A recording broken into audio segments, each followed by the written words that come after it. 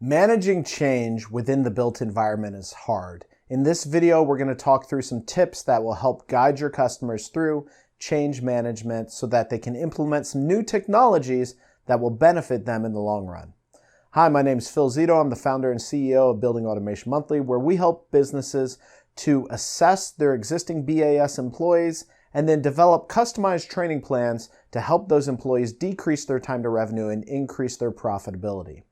All right, so I remember when I was part of an analytics sales and project development team, and we had went to a government building in a state that shall not be mentioned. And I was so freaking proud of myself. We're like in this building, I found a 4x4-foot hole in the side of the building. I kid you not, a hole like bigger than this screen over here in the side of the building. And I was like, oh my gosh, if any building is primed for analytics, I got this one in the bag. It's like, obviously they need analytics. They can't even understand that they've got holes in the side of the building. And they had budget. We'd done some research. Because number one, you want to make sure folks have money before you go try to sell them on something. So they had money. We knew that. We saw that they had money approved for facility improvements. So we go to the facility manager and we're like, hey, we can put these analytics in. They're going to tell you exactly what you need to work on and everything's going to be awesome. And he's like, no, I could buy 4 new fan coils for that. And I'm like sitting there thinking to myself, okay. And you could tell when sales calls start to just go downhill. I was like, whatever, this is going to go bad anyway. So I'm like, you know what? You're not even maintaining your systems anyway. So what are you going to do with these 4 fan coils but burn them into the ground too? And he was like, oh, I see what you did. And I was like, yeah. And as we got to talking with the guy afterwards and he wasn't around his people, he's like, look, if we put these analytics in place, our folks are going to have to do more work and they're going to figure out that we're not doing work. So it's just this thing that you knew was good for them, they wouldn't implement because 1, it required change, and 2, it may have to make them a little vulnerable. So how do you deal with this as a BAS sales professional? Because there's so many solutions out there that you can bring to your customers, but it's like they don't buy them, even though they're good for them. And it's usually about managing change. All right, so as we start to think about managing change and we start to think about our customers, the first thing is we have to understand the real problem. If you're ever going to get someone to change, you have to understand why they're not changing. Because oftentimes, it's not that you didn't communicate the value. I know everyone in sales training likes to communicate the value. Don't talk about the product and don't talk about the features. Talk about the benefits and all that jazz, right? But we act like customers are stupid and they don't realize that there's a benefit to doing that. They freaking understand that seeing what's going on and being able to predict a failure is good.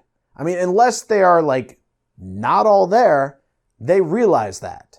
So it's not that they don't understand. It's not that you have to paint the benefits for them. Oftentimes, there is a change underneath that they have to make that they're not comfortable. So tip number 1 is to figure out what that change is. In this case, this guy was honest. He didn't want his folks to have to work any harder. And he also didn't want his bosses to know that they weren't doing stuff. Okay, that's fine. We can work with that. So now that you understand what the issue is, let's go with the harder issue. He didn't want his folks to know that they weren't doing their jobs. Okay, so let's flip that, right? So number 2 is you've got to take that reason why they're unwilling to change, you've got to turn that into a positive. So he didn't want folks to know that they weren't doing their jobs. Well, guess what? Hey, with analytics, we could show just how much work you guys have to do, and there's no way you could execute all that work. So actually, analytics are going to show that you've been doing the best you possibly could with the limited manpower you have, and now with analytics, you're able to go and decide, hey, this is the areas we need to put our effort into, this is where we need to focus, this is where we need to make sure we're allocating our time, and we have data to back it up. So we take that negative and we turn it into a positive. And then number 3, when you're managing change. So number 1 is identifying the real issue. Number 2 is turning the issue into a positive. And then number 3 is stacking on top of that issue more positives. Okay, so we've identified what you need to do. And guess what? Now With number three, this thing is to say, okay, we're going to give you more positives on top of this. And here's the next positive.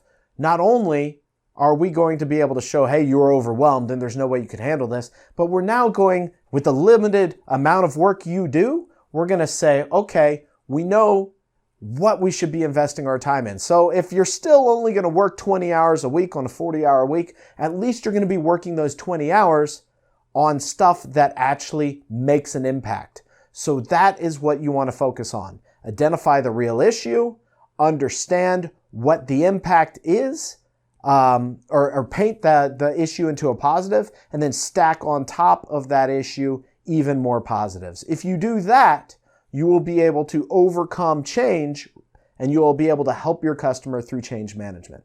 I'd love to hear how you address change management in the comments below. Thanks a ton, and I'll talk to you tomorrow. Take care.